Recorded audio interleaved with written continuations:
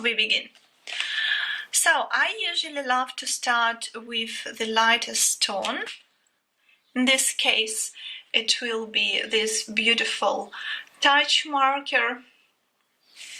And as you know, I really love these brush nibs, but this time I want to start with my wide nib. So this interior, I showed it in 1-point perspective. So we have one vanishing point, which is located here. That's why all our lines, I will keep it in mind, and I will draw my lines like that. Okay, so I imagine that all these lines, they are running up to this vanishing point. If you don't know yet, I have a course on perspective, and it's completely free. You can access it on my website. My website is olgaart888.com. So in this short mini course on perspective drawing, I cover 1-point perspective and 2-point perspective. So if you are maybe an interior design student, I believe you can really benefit from this course, and it's free. Also, I have paid courses. One is for beginners and the other one is for pro. They are for interior designers who want to master sketching with markers. Alright, so now I switch to the pencil, or to the marker, this cool gray number 1 from Chartpaks. I adore Chartpak markers, and I want to put it to my chairs here and there. So let's darken these little pillows. Also, I will put it near the window.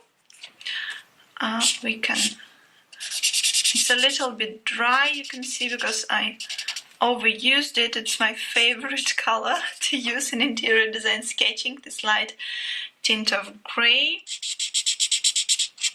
So I just need to press harder on it. Alright, and then we will take this more bright color and I will make this tabletop with it. So first I outline the contour. I really love this quick style of sketching when you don't focus too much on all the details, when you keep the big picture in mind, you know. Also, I have a rule: if I used marker once, I need to give it something like on. And you can see that this paper, it's not marker paper, so I will put something behind it in order my next sketch will be made on a white piece of paper. So when I use any color and I put it, for example, on the tabletop, I simultaneously I think, where should I put it, like, to support this big amount of color, and maybe I want to add to some details. So I use it for the window frame, and we are pretty much done with this color. The next one will be very, very beautiful. I adore this color. This one is something between mint and blue, some bluish tint, and I will use its brush nib to show the background. This is a very beautiful pond, nature view. so we don't need to focus too much on the background, just show it slightly. Also, I will use it here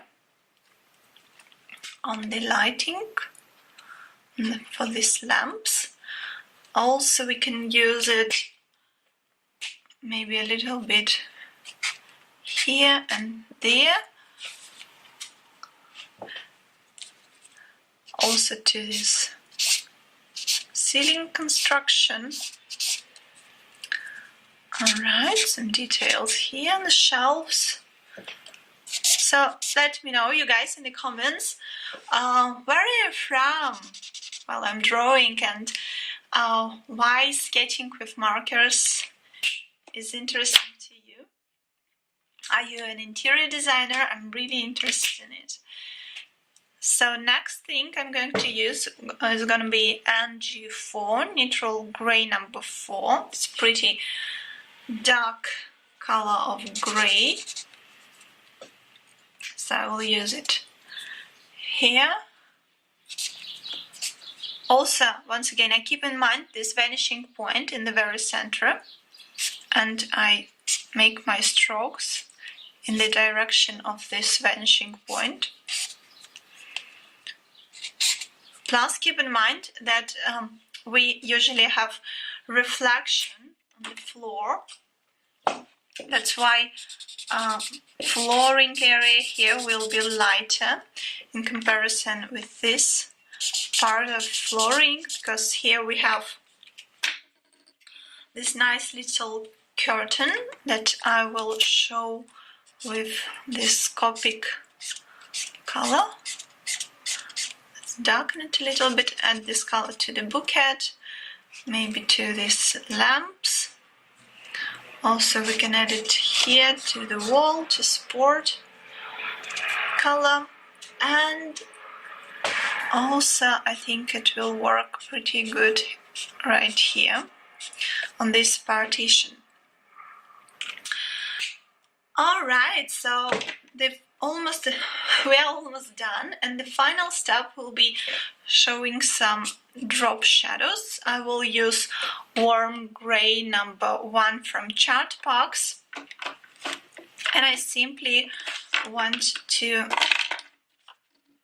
show this texture, wooden texture, a little bit in more details, because this is our foreground and we should focus more on it. So maybe I'll show some wooden texture, maybe some of these parquet tiles, I'll do them a little bit lighter, some of them will be more dark. Alright, and I think we are almost done. Maybe I want to enhance these drop shadows, so our chairs would look more grounded. Okay. Also, it's a good idea to put some drop shadows here, maybe here. And yeah, finally I will put my name on top of it, Olga Sorokina. And we are done. So you guys, if you have any questions, let me check.